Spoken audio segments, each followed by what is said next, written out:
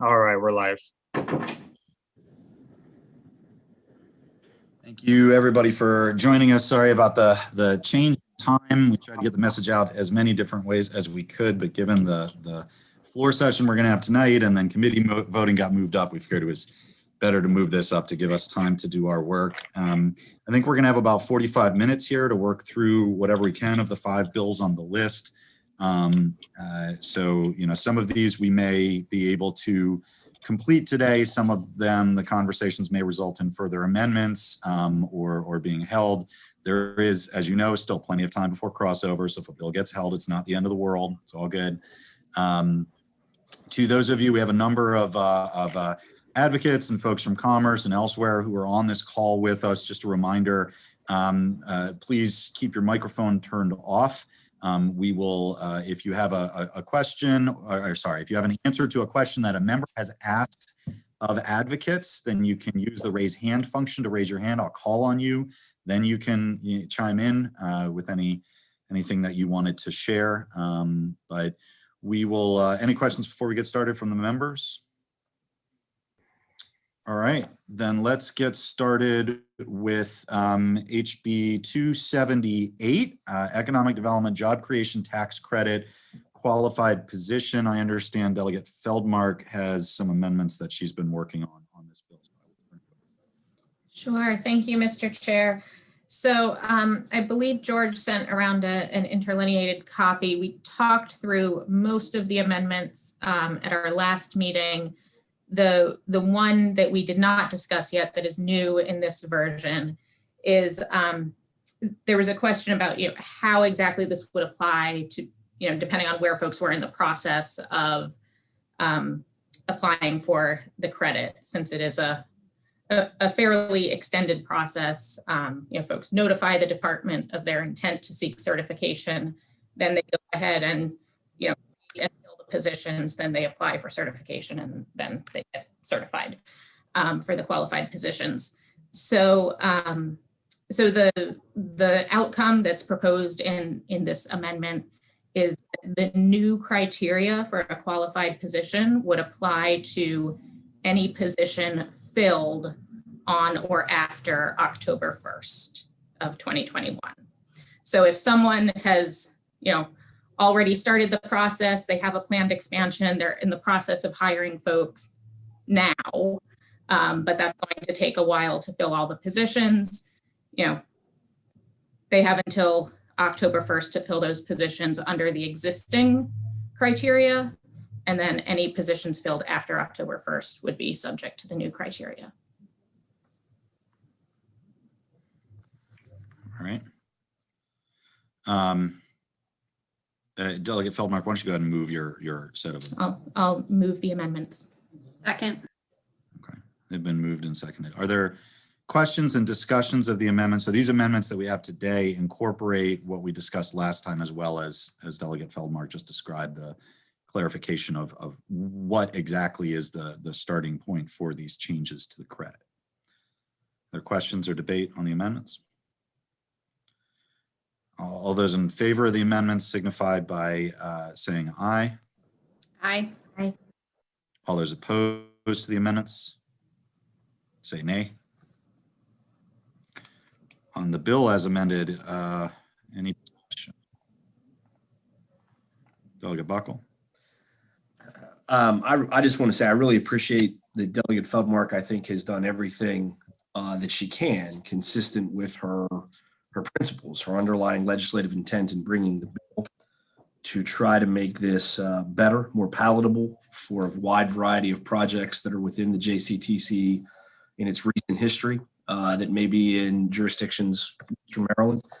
Baltimore City. I don't have it right here in front of me. I think I left it at my house last night, but I think we did all get a document from the Department of Commerce that went through and sort of summarized projects that they've had in recent years that they've awarded JCTC credits to.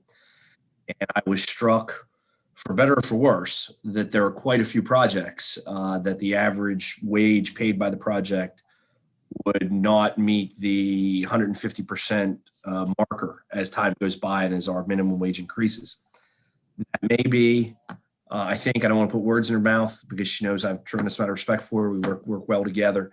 But that may be her intent, is to say, hey, we don't want to award the JCTC for those types of projects. But from my perspective, when I looked at that, again, I don't have it right in front of me, so I don't want to mischaracterize anything. But my recollection is the vast majority of JCTC credit awarded projects in Washington, Allegheny, Garrett counties, a significant amount in Baltimore City, a significant amount in the Eastern Shore, would probably no longer qualify for JCTC benefits as the years roll by under the terms of the bill. So again, Delegate Feldmark has bent over backwards to try to make this better and more palatable for those situations, and I appreciate that. I really do. But in light of that information that Commerce provided and those ongoing concerns, I would have to vote against the bill, simply because I just think it will probably wind up removing the JCTC arrow from the quiver of economic development tools that we can use in some of the neediest places in the state to try to create jobs. Is there further discussion on the bill? Is there an amendment or a motion on the bill? Move favorable. Second. All right. Why don't we do raise hands so people aren't having to turn their mics off and on all the time? Is that easier for folks? Okay. I'm getting the thumbs up from Daryl. Daryl tells me to do it, I do it. So all those in favor of the bill as amended, please raise your hand. All those opposed? All right. The motion is favorable. That'll go to the full committee for debate tonight. All right. Let's move next to HB 654, the SBIR incentive program bill. And as originally introduced, there are parts of this that are maybe a little bit duplicative of the override we did, but there's a set of amendments that Delegate Ivey's been working with George on. So I'll turn it over to Delegate Ivey. Absolutely. Thank you, Mr. Chair. And as you mentioned, House Bill 514 from last year is a piece of legislation that we passed, was vetoed by the governor. We overrode this year, and you'll see some duplicative language here in 654. But there are three amendments to the bill. The first amendment, it just alters the definition of the Small Business Innovation Research Grant, also Small Business Technology Transfer Grant for purposes of the Maryland Small Business Innovation and Research and Technology Transfer Incentive Program. I think that we should also amend to make the name a little shorter, just generally. The second amendment alters the circumstances under which a certain award investment may be required to return those funds. It also matches requirements to other TEDCO administered programs. The third amendment requires the program to prioritize providing awards to eligible small businesses that are engaged in R&D activities that assist in the prevention of, preparedness for, or response to a public health crisis in the state. And we did talk about possibly removing this third piece here, but we are in a public health crisis, and I think that the intent of the bill sponsor is correct. We should be adding these incentives. So those are the amendments, and I'd like to move them favorable. Is there a second? Is there discussion or questions on the amendment? Delegate Polakovich-Carr. Thank you, Mr. Chair. Delegate Ivey, did you say that the repayment provisions mirror what's in other comparable programs, either at the federal level or the state level, especially that 2-year time frame for having to remain a business? Absolutely, to match the requirements of other TEDCO administered programs. I would like to double check to ensure that it's exactly the same that you're asking. If I may, the suggestion and during the drafting of this legislation was to, rather than have recuperation based on whether or not the business leaves the state, would be whether or not it's no longer a qualified business, which is a defined term for TEDCO's purposes, generally speaking. And so that is the nature of that change. Okay, and that 2-year time frame is comparable to, that's nothing new in terms of this bill, like relative to other programs? The 2-year time frame is within the program as currently established through the programs that were through the bill overrides. Okay, When that's you- fine then. I'm good. Thank you. Further questions or discussion on the amendments? All those in favor of the amendments, please raise your hand. All those opposed to the amendments? Oh, it's unanimous. Never mind. I don't need to do opposed. On the bill as amended, is there a motion? Favorable. Second. See, Delegate Ivy is normally the one that does the seconds. The rest of y'all just assume No. do it. You're falling down on the job. It's been moved and seconded. Any discussion? All those in favor, please raise your hands. Any opposed? All right, bill moves forward favorably. All right, let's go to, we got about half an hour left. Let's go to HB 504, which is the whistleblower bill.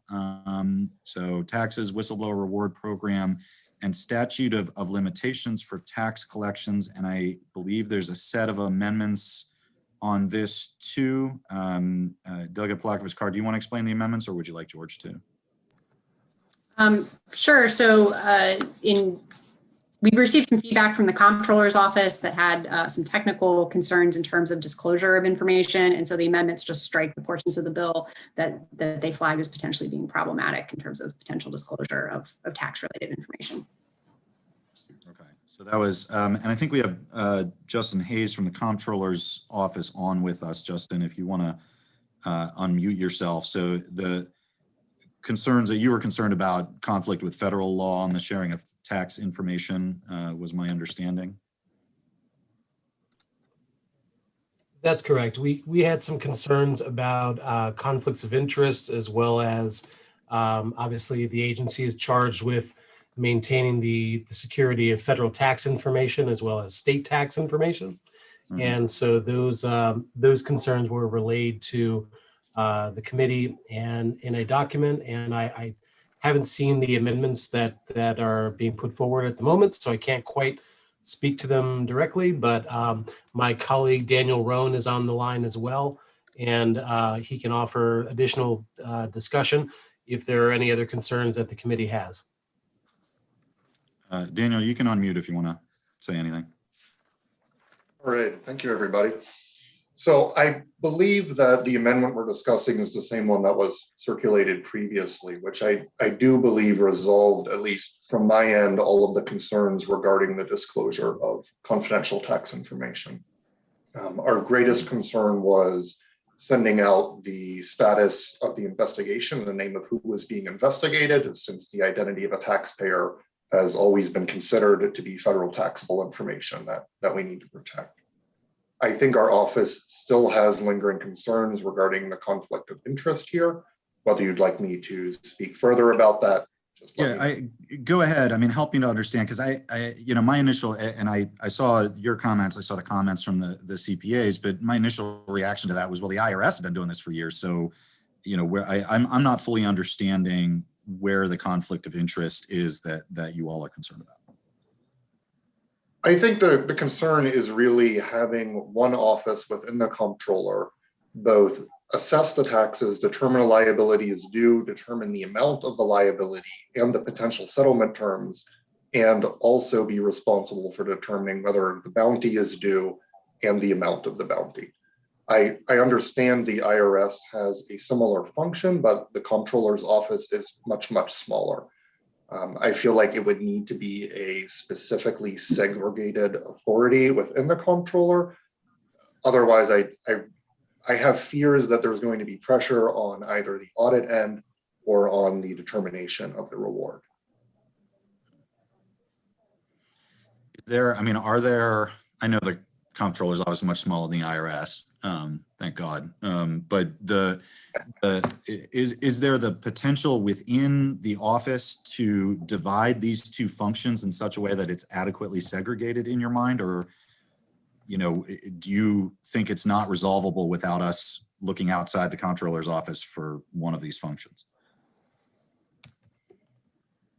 To some extent, I'm hesitant to speak on behalf of others here, but my opinion, I suppose, is that I think it would be easiest if the determination of the reward was either outside the comptroller's office entirely, or in some ways similar to like we do with EEO complaints, a specifically segregated office that doesn't sit with the rest of the tax and audit functions.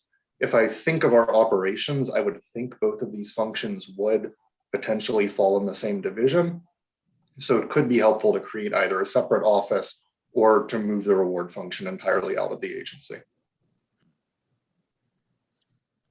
Delegate Polakovich-Carr, did you have any thoughts? So I guess, I mean, my question in response to that would be, well, if it's not the comptroller's office, like what entity would make that determination?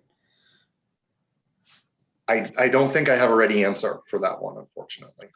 I don't know if it'd have to be a standalone office, which I'm sure we don't want to do. I don't know. I don't know if that's a kind of feature that could ever go in the office of the Attorney General. Again, I struggle to answer it, but I really do fear that taxpayers, whistleblowers, and the employees of the comptroller would be burdened if we had to have both of these functions under one roof. OAG was my initial thought too. I don't know if that's. That might make sense given that the fiscal note noted that there needed to be a new deputy AG to help with the administration of the program. So, yeah. And then we could send over the audit package, all of the tax side conclusions, and they could reach whatever determination they want. Delegate Polakovich-Carr, can we special order the bill so we can talk to OAG and figure this out? I mean, I think that sounds like a reasonable solution to this issue to me, but. Yep, that sounds good. Then we will special order HB 504. Thank you, Mr. Rowan. Thank you, Mr. Hayes. HB 884 is simply, oh, sorry, Delegate Long, did you have a question? You're on mute.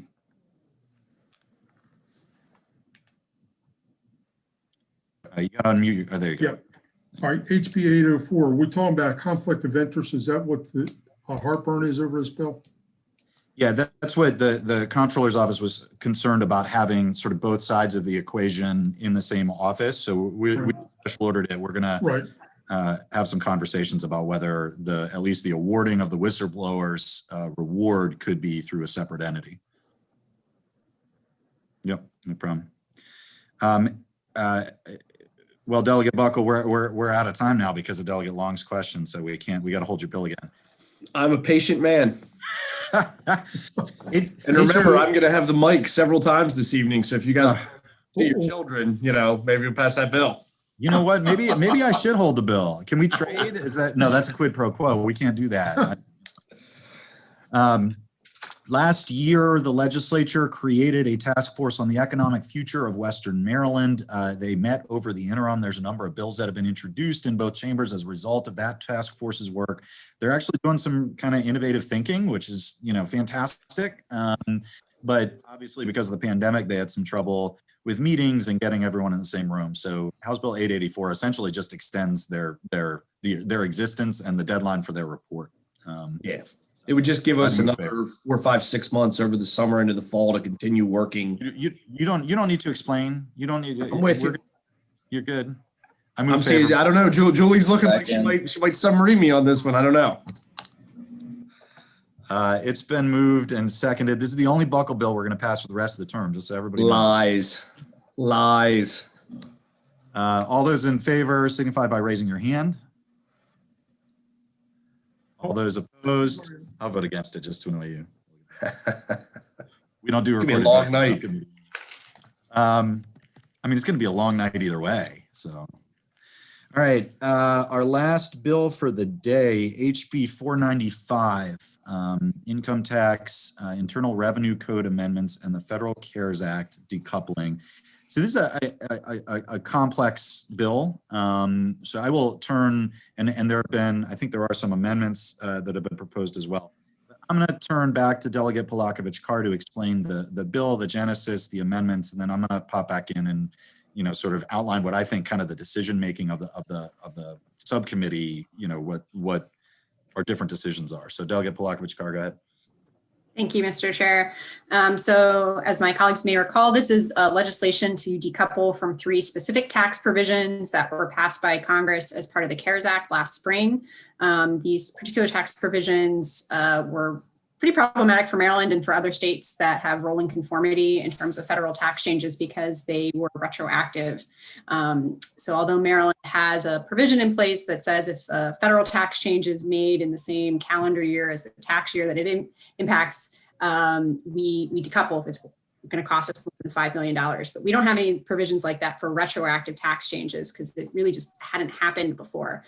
So this legislation does decouple from 3 particular provisions having to do with business excess loss limitations, business interest expenses, and net operating losses. As the chair mentioned, this is a fairly complicated part of tax code. The amendments that are being put forward before the committee were kind of a second bite at the apple between myself and Mr. Butler and the comptroller's office to make sure we got this right and to basically make sure that there weren't any unintended impacts of interactions basically between these 3 different tax provisions under the code. It doesn't change the intent of the bill. It just makes sure we have the technical details right in terms of how someone actually figures out how much they would owe under the bill. Happy to take questions or defer anything to the comptroller's office or to George. Yeah, so before we dive in, I'll go to Delegate Buckle and then, bounce around to other folks that are, I'm sure, going to raise their hand. I think this bill kind of, I've been thinking of it as having 2 separate pieces. One is the question about whether in the future we should do automatic decoupling from retroactive federal tax changes, which, for me, that's a gimme. I feel like that should be something universally we're all comfortable with. We have automatic decoupling, that's clearly the intent, right? This is essentially, we just didn't think the feds would do something this crazy. And so, that's one piece. The other piece is the actual decoupling from these specific provisions. And that, I think, is probably the more controversial component of the bill. Just the way that decoupling will work from a fiscal perspective, it results in more revenue to the state this year and next year. And then in following years, I think because, and Julie, George, correct me if I'm wrong, I think because companies who otherwise would have been taking their tax liability on previous years take it on future years instead, we actually take a little bit of a revenue hit down the road.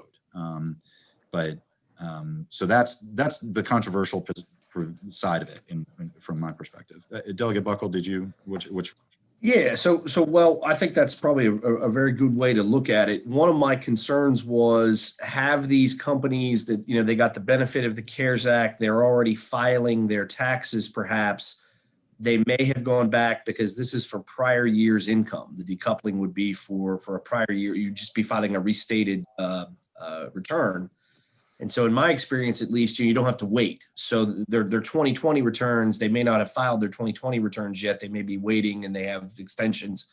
But many of these taxpayers, these entities, may have already gone and filed restated returns upon passage of the CARES Act. And so I was concerned a little bit about the logistics of some of these companies may have already filed, may have already received refunds or restated earnings or done whatever they have to do. And then if we were to change the law and say, whoopsie, we changed the law, we don't like that, and now we're going to make you go back and restate again and either pay us back the money or adjust their liabilities. I like the way that Delegate Lukey is sort of logically decoupled the two concepts of the bill. I philosophically can be okay with the concept of, we know going forward that if a federal statute allows for restatements and refilings of prior year's incomes, it reclassifies income that we've already dealt with, we won't allow Maryland corporations to go back and refile and adjust their Maryland liabilities. We will decouple from that. That, I think, makes sense and provides cost certainty to filers in the accounting profession and everyone else.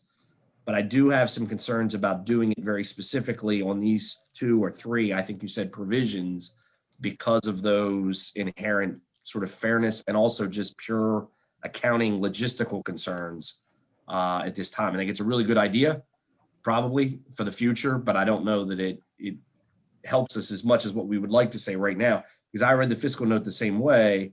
From a net perspective over a 3, 4, 5 year period, it may not really be much of a net revenue gain. So first of all, I guess I can address about how complex it is in terms of the accounting. We did take care and consult extensively with the comptroller's office on that regard, and to try to find the simplest way forward, because there kind of were two paths. But what would happen under the bill is no one would have to file an additional amended return. Rather, it would be the funds would be recaptured on their next tax filing. So that does really alleviate the burden in terms of that account on the accounting side. And I have forgotten what the second part was of what you were saying. It's only mid-afternoon, but it already feels like a really long day. My apologies. Just more about the beyond the logistics, which maybe you've addressed with the comptroller. I don't know if you want to use the word fairness, but the reality of these companies have already taken the benefit of it. They've already restated their income or refiled under what they believe to be the law. It was the law. That's why we had to pass a new legislation, because that was the law of Maryland at the time. And, it occurred to me that they may have a variety of legal and other technical tax court challenges to that of, hey, if I restated something and filed and that was the law and I got a refund or adjusted my liabilities, you then can't go back later and say, I actually owe that money back, even if it's readjusted on a future return or a future set of liabilities. I think the idea, again, is probably a good idea. And it is something that's just a flaw or a gap in the law of not pairing that concept of when the federal tax statutes change, we automatically decouple if the comptroller determines that it's going to be that significant threshold hit. But I would be more comfortable doing it in a prospective fashion than rather in these coming back and doing it for these provisions on this specific bill that was the existing law when the companies accrued the tax benefit, I guess is a way to look at it. Sure. Yeah. I mean, I'll just note that at this point, more than half of states aren't conforming with these provisions under the CARES Act, either because they are non-conformity states or because they've actively decoupled. Virginia is the most recent to be added to that list, just because other states are looking at the hit that their budgets are taking because of these federal tax changes and the problems that's posing kind of at the state level in terms of revenues. So we'd be kind of one of a growing list.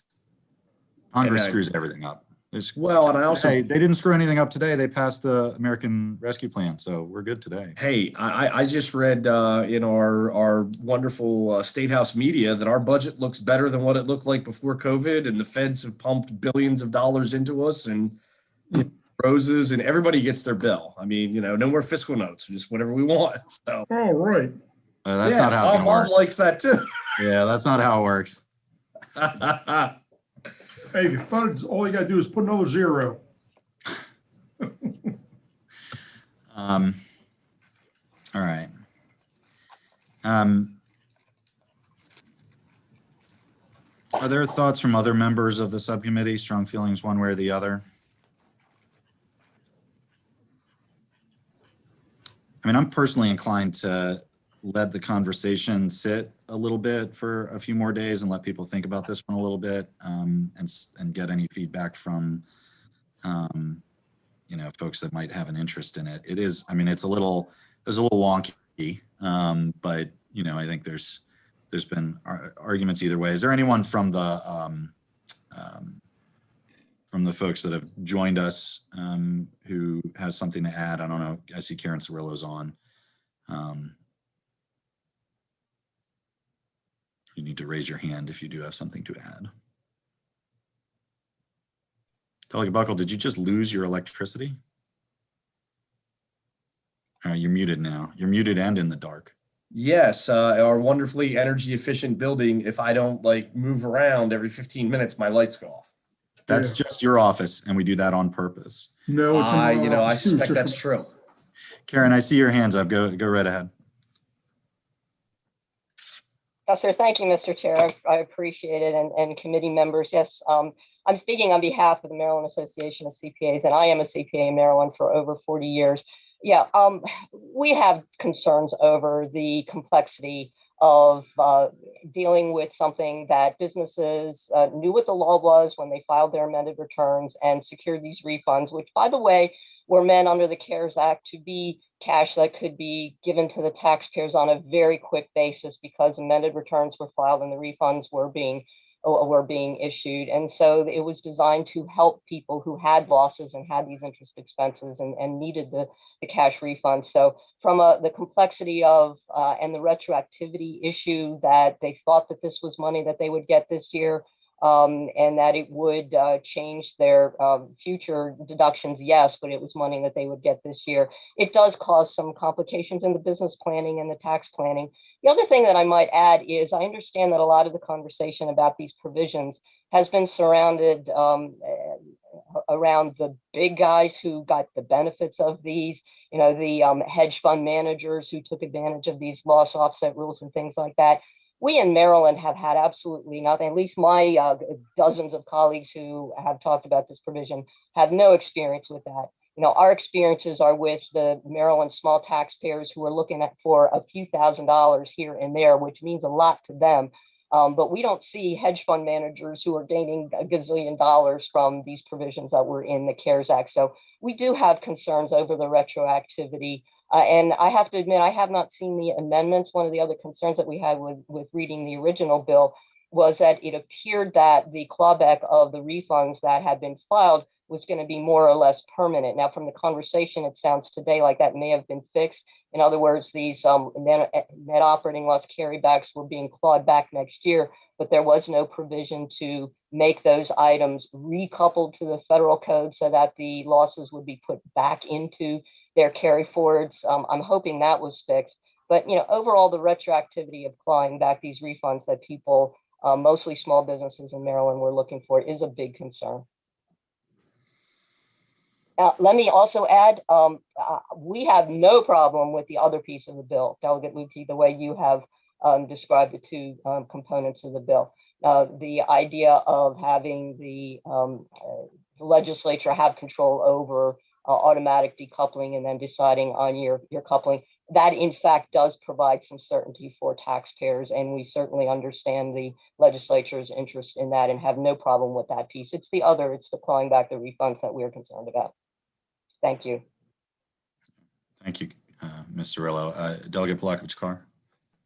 Thank you, Mr. Chair. I just wanted to clarify on the carry forward piece. I did get confirmation from the comptroller's office that the bill as drafted and with the amendments doesn't impact the ability for businesses to carry forward any losses that would be allowed otherwise. So there is not an issue in terms of that piece.